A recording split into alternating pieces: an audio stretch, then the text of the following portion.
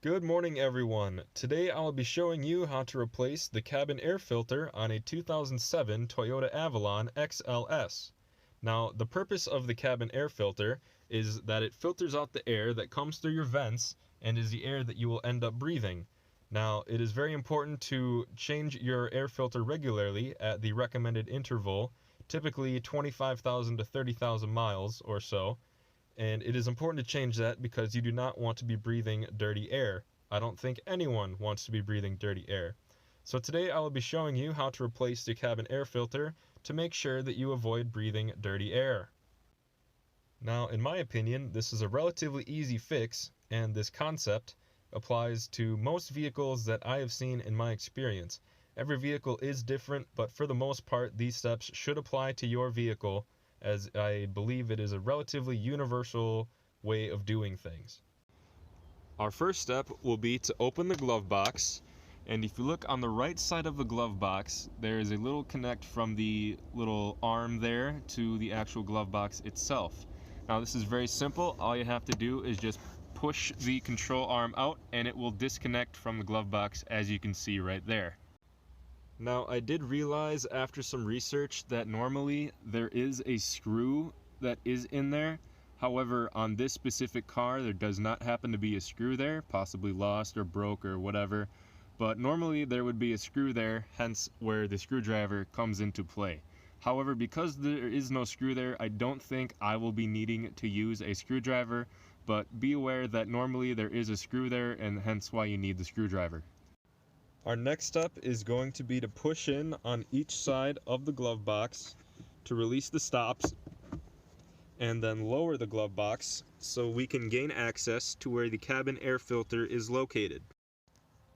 Now what you want to do next is on this side here and right there, you push both of those clips in and the air filter will come out. Now I only have two arms and two hands, so I'll have to do this off camera, but I will show you what it looks like once that is taken out. Alright, so once we get the cover off, you can just reach up here.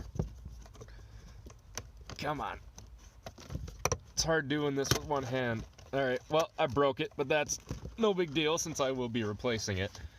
We can pull this out, and as you can see, this thing is very disgusting and very much in need of a replacement. So that is what I'm going to do. I'm not sure how well this will show up, but after tapping the filter on the ground, a whole bunch of this crap fell out of the filter. So this filter was very much in need of a replacement. Now we will take our new filter. I went out and bought a pretty fancy one. This one is washable. It is a K&N washable cabin air filter for the 2007 Toyota Avalon. Now we will take this filter, see if I can get a good angle, and we will place it right in there where it is supposed to go. And then we will put the plastic cover back on, make sure that the up arrow is facing up when you put this back on. Snap that back in place, and that part is done. Now this filter is pretty fancy. As you can see here, K&N supplied a sticker that says that it is washable and reusable.